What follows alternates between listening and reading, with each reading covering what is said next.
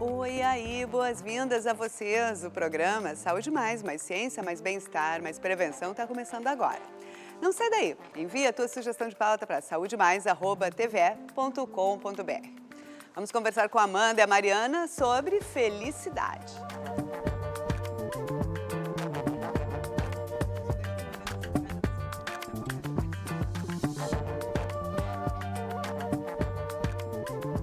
Amanda Borges Fortes é psicóloga e professora de psicologia, com mestrado em psicologia clínica pela PUC do Rio Grande do Sul. Também é especialista em terapia cognitivo-comportamental e terapia do esquema, com ênfase em regulação emocional, bem-estar e psicologia positiva. Mariana Ferreira Petersen é psicóloga clínica, supervisora e professora de psicologia com mestrado em psicologia clínica pela PUC do Rio Grande do Sul. Também é especialista em terapia cognitivo-comportamental e terapia do esquema. Para você, o que é a felicidade? Será que é uma escolha? Vivemos em um mundo agitado com tanta informação que às vezes parece impossível desacelerar e contemplar o aqui e agora. No Saúde Mais, vamos conversar sobre felicidade e conhecer o livro de crônicas Ser Feliz é uma Escolha, reflexões sobre a psicologia da vida. Amanda, Mariana, bem-vindas aqui ao Saúde Mais. Vamos conhecer esse livro então, o livro de vocês, dessa ideia de felicidade, como é que vocês abordam, contem aí sobre ele. Bom, primeiro a gente queria agradecer muito a presença aqui no programa Saúde Mais e contando então, né, a história do nosso livro, que se chama Ser Feliz é uma Escolha, reflexões sobre a psicologia da vida. O nosso livro a gente está lançando agora, esse mês, em outubro, né, em outubro de 2024, que já estava nas livrarias, enfim, e na Feira do Livro de Porto Alegre também. A gente vai fazer um lançamento. E ele é um livro que ele é um produto da nossa plataforma online, que se chama Equilibra Psicologia, que a gente tem no Instagram, que é uma plataforma, uma página que existe há um ano agora, mas que a gente vem idealizando ela já faz um pouco mais de tempo. E lá nós compartilhamos a ciência psicológica aplicada ao dia a dia das pessoas. Então, esse é o nosso objetivo com o Equilibra, né? Poder traduzir o que os estudos científicos da área da psicologia, da psiquiatria, nos mostram sobre como é viver com equilíbrio, sobre como é viver melhor. E a gente fala várias coisas lá na nossa página, mas uma delas, né, um braço delas, eram as nossas crônicas, que a gente costumava publicar, crônicas sobre o cotidiano, sobre o dia a dia. E aí, então, a gente escolheu, né, fazer uma parceria com a editora AGE e publicar o nosso livro, então, que já está, né, nas livrarias. Tá bem, vocês não pretendem conceituar o que é a felicidade, porque eu imagino que tenha nuances diferentes para cada um, né? Como é que Sim, se processa? Exatamente. E, na verdade, o nosso livro ele não é exatamente sobre felicidade. Ele é sobre a aceitação do cotidiano, com todas as nuances boas e ruins. A gente entende que a felicidade ela vai ser uma consequência da aceitação da vida como ela é. Então, a gente, talvez por características individuais nossas, né, nós sempre fomos pessoas mais sensíveis, mais conectadas com o momento. E também pela nossa profissão, né, ambas somos psicólogas clínicas, a gente atua, então, diariamente, escutando histórias e ajudando as pessoas a viverem de uma forma mais consciente e equilibrada. A gente começou a ter interesse em entender por que algumas pessoas eram mais felizes que outras, de onde que vinham algumas características individuais que faziam com que as pessoas sentissem mais bem-estar na vida do que outras. E, baseado nisso, a gente começou a escrever essas crônicas que a Mariana falou, sobre o dia a dia, aplicando, então, a teoria da psicologia para tirar um significado dos aspectos diários da vida. E as pessoas, então, encaram os seus problemas de uma forma diferente, porque provavelmente quando se vai a uma clínica é com alguma queixa. Ninguém vai se queixar, eu sou bastante feliz, né, psicóloga, o que eu faço? Então, são queixas, mas então as pessoas a gente sabe que são diferentes, em que medida que elas são diferentes e isso reflete aí na sua felicidade? O conceito de felicidade, ele é uma consequência de uma manifestação de um bem-estar emocional. Né? Isso é um conceito universal para todos nós. Né? Todos nós sentimos felicidade como um sentimento de paz, de tranquilidade, de autenticidade, de propósito. Mas agora, o que leva cada um a sentir a felicidade é muito pessoal e tem muito a ver com os valores individuais de cada um de nós. Então, dependendo do que a gente valoriza, né? Tem gente que valoriza mais família, tem gente que valoriza mais trabalho, desenvolvimento individual, tem gente que valoriza mais saúde, carreira, enfim. Dependendo do que cada um de nós valoriza na vida, o mais importante para a gente sentir a felicidade é agir de forma comprometida com esses valores. Né? Então, se eu sou uma pessoa que valorizo muito a minha família, tenho isso como um valor muito claro na minha vida, vai fazer sentido se, por exemplo, eu passar mais tempo com a minha família, muitas vezes precisando abdicar de uma viagem a trabalho ou de um investimento na carreira nesse sentido. Né? Isso vai trazer mais felicidade. É um conceito que é universal, mas os caminhos que levam a ele são caminhos individuais. Então, imagino que a felicidade se modificou em diferentes culturas e épocas. Como é que vocês entendem? Sim, a felicidade ela é diferente, né? A cultura que a gente vive determina o que a gente valoriza. Né? Então, dependendo do país ou da região que a gente mora, que a gente nasce, a gente vai ser ensinados a valorizar coisas diferentes. E dependendo do que a gente valoriza, então, na nossa vida, é que a gente vai conseguir guiar as nossas escolhas em direção a isso, né? A uma vida mais feliz. Tem gente que, como eu falei, né, vai valorizar. Até acho que dá para a gente citar um exemplo, assim, nos Estados Unidos, né, a cultura americana é uma cultura que valoriza muito o desenvolvimento de carreira, o desenvolvimento individual, de realização profissional. Né? E isso, muitas vezes, a gente não vê em outros países, por exemplo. Né? Tem países como a Índia, que valoriza mais a espiritualidade, né, a vida em comunidade. Então, com certeza, dependendo da cultura que nós somos criados, que nós somos inseridos, a gente consegue valorizar coisas diferentes. E, a partir disso, a gente tem conceitos de felicidade, né, caminhos que nos levam à felicidade diferentes. Uhum. E nos últimos anos, no Brasil, vocês acham que esse conceito modificou? Nós vivemos alguns anos de pandemia, nós temos uma explosão das redes sociais. Eu acho que falando só no último, né, nesses primeiros 25 anos desse século, a vida é muito diferente. Então, como é que vocês compreendem isso em relação à felicidade das pessoas? A gente passou por, nesses últimos anos, a gente passou por momentos muito importantes, muito significativos, né? Inclusive, para algumas pessoas foram momentos traumáticos, como uma pandemia, né? Agora, aqui no Rio Grande do Sul, a gente enfrentou também as enchentes. Então, são situações, são adversidades da vida que a gente entende que desestabilizam. Né? Mas quando a gente está vivendo a situação, uma situação difícil na vida, é como se a gente quebrasse um copo de vidro e todos aqueles caquinhos ficassem espalhados e a gente não entendesse muito bem o que aconteceu e o que fazer com tudo aquilo.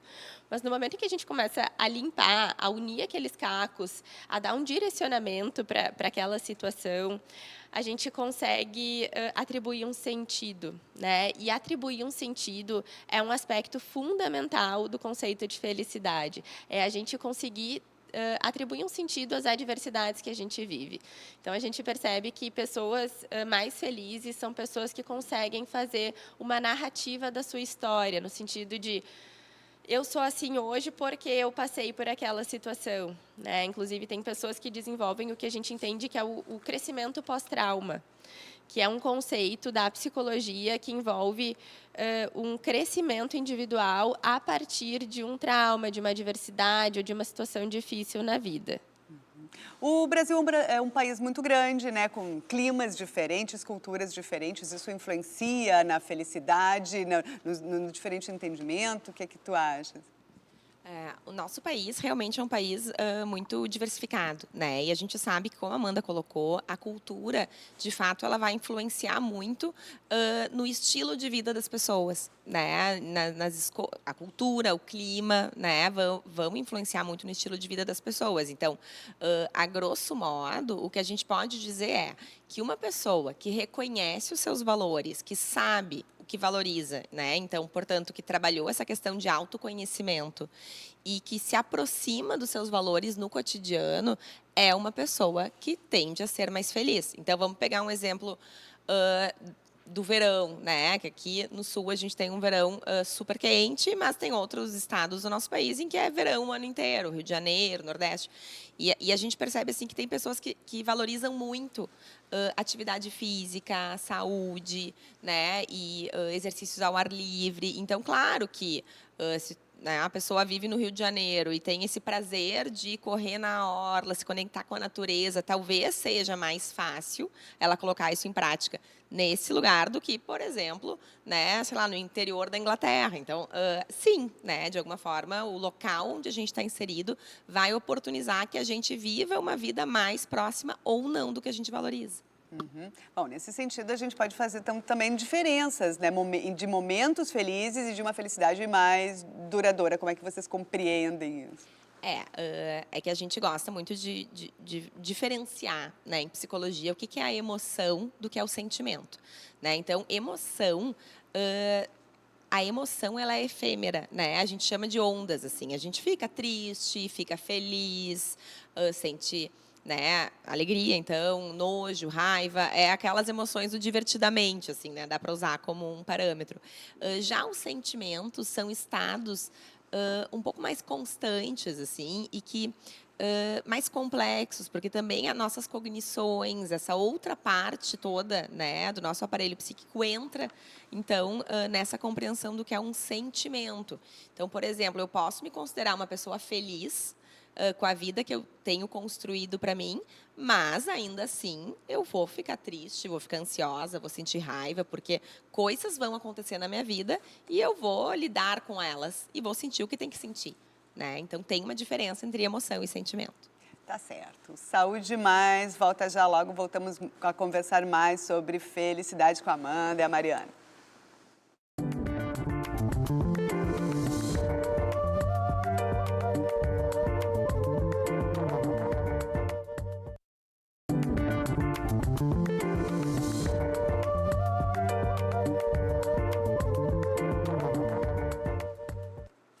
Saúde Mais está de volta. A gente continua a conversar sobre felicidade com as psicólogas Amanda Borges Fortes e Mariana Ferreira Petersen, autoras do livro Crônicas, Ser Feliz é uma Escolha, Reflexões sobre a Psicologia da Vida. Bom, Amanda, Mariana, como é que ser feliz é uma escolha? Se eu estou vivendo um momento que não está fácil, né? Às vezes a gente está com aqueles problemas que vêm a galope, todos em série, como é que a gente pode escolher? Às vezes a gente entender que fazer essa escolha, ela não está combinando com a nossa sensibilidade, com a nossa vivência. Então, como é que é aí que a gente poderia contar um segredo, dar uma fórmula? É que eu acho muito importante a gente entender, né, que não é possível ser feliz o tempo todo, assim como não é possível sentir tristeza o tempo todo também, né? A gente sempre fala que tem o oposto também é verdadeiro. Então, a grande questão, né, que eu e a Amanda a gente procura trazer no nosso livro e nas nossas reflexões é que, via de regra, o ser humano muitas vezes tem dificuldade de aceitar as adversidades. E a gente sempre fala assim que aceitar não é achar bom, né? Mas aceitar que algo de ruim me aconteceu, ou seja, até tem uma crônica que a Amanda fala, que é muito interessante no livro, que é a gente não é livre para escolher, né? Ela diz, em algum momento da vida nós vamos sofrer. Pode ser um divórcio, uma doença, um luto inesperado, né? Isso faz parte da experiência de ser humano. Então, o que a gente propaga muito, assim, é de poder aceitar o que nos acontece sem lutar contra. Isso é um processo, a gente sabe, mas nos comprometendo com uma vida valiosa. E como é que a gente se compromete com uma vida que tenha valor para nós? Conhecendo os nossos valores e buscando nos aproximar deles. Então, não é possível ser feliz o tempo todo, não seria nem adaptativo, né? Isso não é saudável. No entanto, a gente pode escolher como vai lidar com as adversidades que nos vierem, né? E essa consciência, essa responsabilização das pessoas pelos seus sucessos, pelos seus fracassos, isso é muito importante, né? Num processo de uma vida mais equilibrada. Sim. Bom, Amanda, Mariana, por que a gente sempre tem a impressão de que o outro é mais feliz que a gente? né? Sabe a história da grama do vizinho? Sempre parece que com a gente acontece de tudo, tá? Que a gente leva às vezes uma vida arrastada, aí tu olha assim, o outro parece mais feliz. O outro é mais feliz ou ele só parece? O que acontece com a nossa percepção em relação ao outro? Esse processo de comparação é um evento que acontece com todos nós, mas a gente precisa estar muito conscientes quando a gente faz isso, porque não é justo que sempre que a gente se compare, a gente saia perdendo. Né? Então, se a gente tiver esse viés negativo sobre a comparação, de se comparar com aparência, sucesso, né, quando a gente se compara muito com a vida do outro e a gente sai numa perspectiva pior, alguma coisa está errada. Né? E muitas vezes esse processo de comparação ele está sendo incentivado através das redes sociais. Né? Isso tem alimentado e muito essa comparação social das pessoas.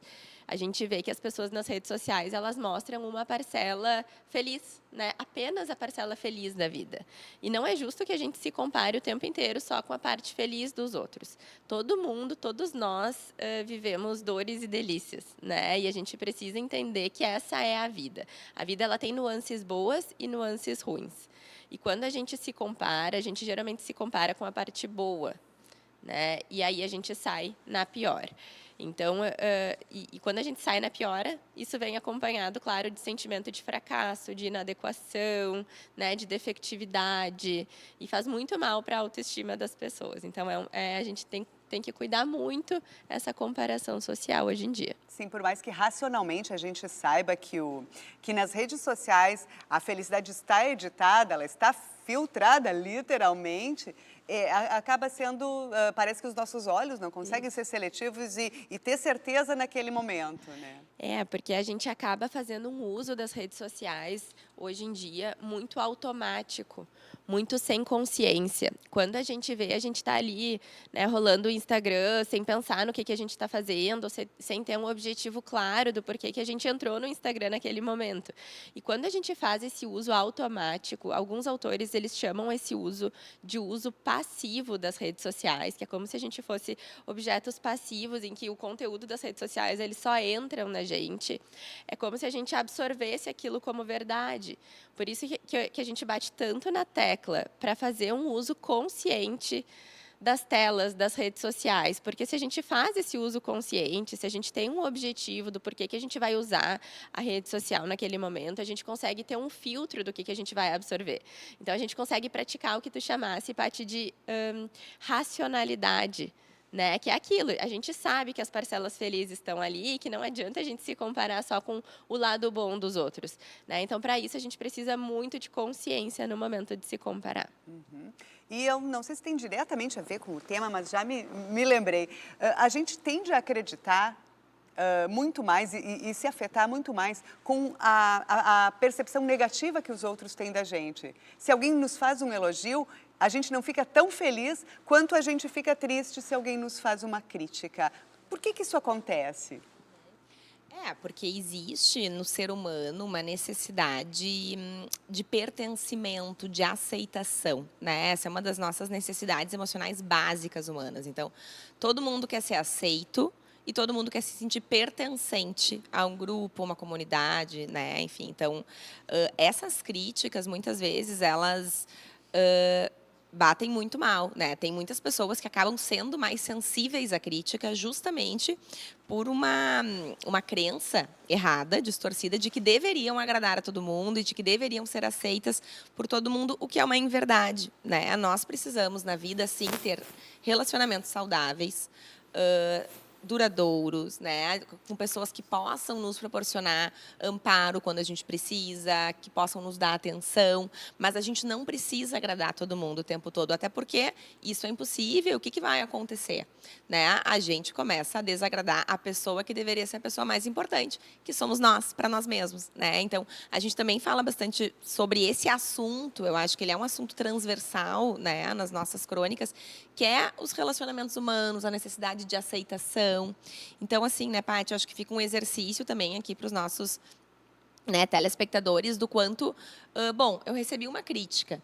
Eu poder filtrar se eu concordo ou se eu não concordo com essa crítica. E se eu concordo, poder usar isso como combustível de mudança, ao passo que se eu não concordo, eu poder conversar comigo mesma e lembrar, eu não preciso ser aceita por todo mundo, faz parte, né, que as pessoas não concordem com tudo que eu fizer, né, isso não é necessariamente ameaçador, né, então esse exercício cognitivo que a gente trabalha muito em psicoterapia com os nossos pacientes, né, para que então possamos nos sentir diferente diante das realidades da vida. Tá bem, mas a gente acredita que o papel das relações interpessoais influencia muito na nossa felicidade, mas aí a gente fala de relações, de família, de amigos, né, a relação que for importante pra gente, né? Vocês acreditam que nós não somos seres sociais, né? O ser humano é ser social, então precisa, não sei se é muito bom estar muito sozinho, como isso se mede diante da felicidade, como é que você se relaciona com esse tema?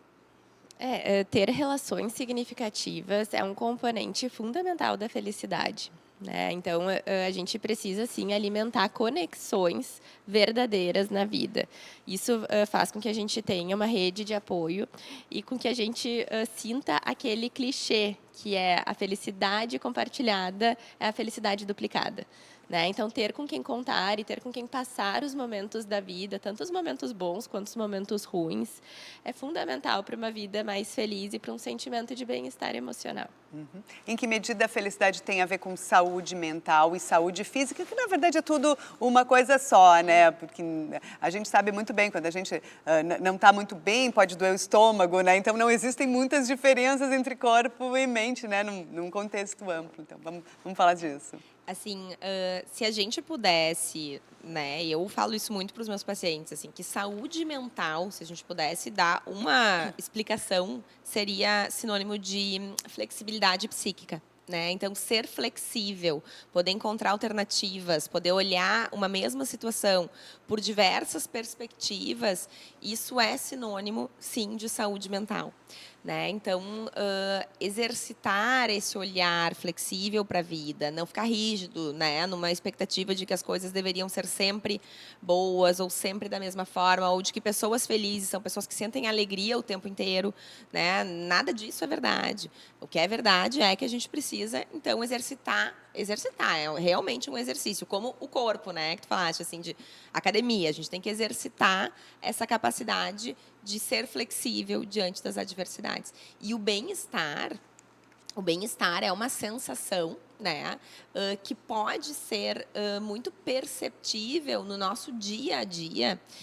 Mas até eu e a Amanda, a gente estava conversando antes de entrar no programa, né, o quanto todos os dias, provavelmente, a gente vai sentir algum nível de bem-estar.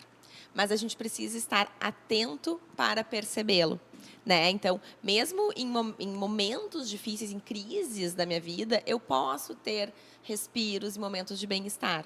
Né? E claro que, então, bom, a lógica seria, pessoas que se consideram felizes são pessoas que conseguem se conectar mais, perceber mais os momentos de bem-estar ao longo dos seus dias. Uhum.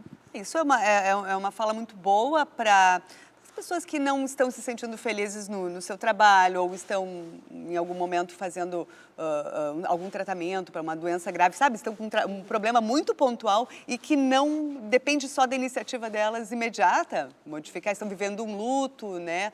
Então é ter essa consciência de que realmente ela pode ser, não precisa ser feliz o tempo todo, mas pode ser um pouquinho, ter esse contentamento diário, né? Como é que vocês veem a questão desse otimismo exagerado, que se convencionou chamar até nas redes sociais da positividade tóxica? O otimismo por si só, ele é um componente importante da felicidade.